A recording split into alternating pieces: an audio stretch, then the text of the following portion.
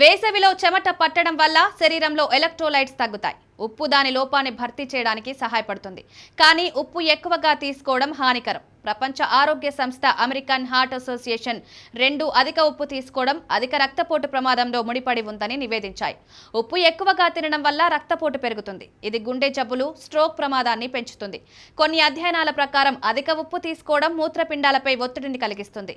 మూత్రపిండాల వ్యాధులు వస్తాయి. ఇప్పటికే మూత్రపిండాల సమస్యలున్న వారికి ఆందోళన మరింత తీవ్రతరమవుతుంది.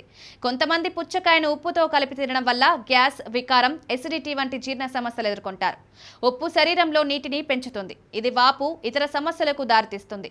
ఉప్పుతో పుచ్చకాయ తినడంపై ఘనమైన వైద్య పరిశోధనలు చేయలేదు. కానీ నిపుణుల అభిప్రాయం ప్రకారం పుచ్చకాయలో పొటాషియం ఉంటుంది. ఇది ఎలక్ట్రోలైట్ ఉప్పులో సోడియం ఉంటుంది. ఇది పొటాషియంతో కలిసి శరీరంలో ద్రవ సమతుల్యతను నిర్వహించడానికి సహాయపడుతుంది. పుచ్చకాయను ఉప్పుతో తినడం గురించి వైద్యులకు భిన్నమైన అభిప్రాయాలు కూడా ఉండవచ్చు. కానీ పరిశోధకులు, వైద్యులు కూడా పరిమిత ఉప్పు తీసుకోవడం సిఫారసు చేస్తారు. ముఖ్యంగా అధిక రక్తపోటు, మూత్రపిండాల వ్యాధి, గుండె జబ్బులున్న వారు ప్రత్యేక శ్రద్ధ తీసుకోవాలి.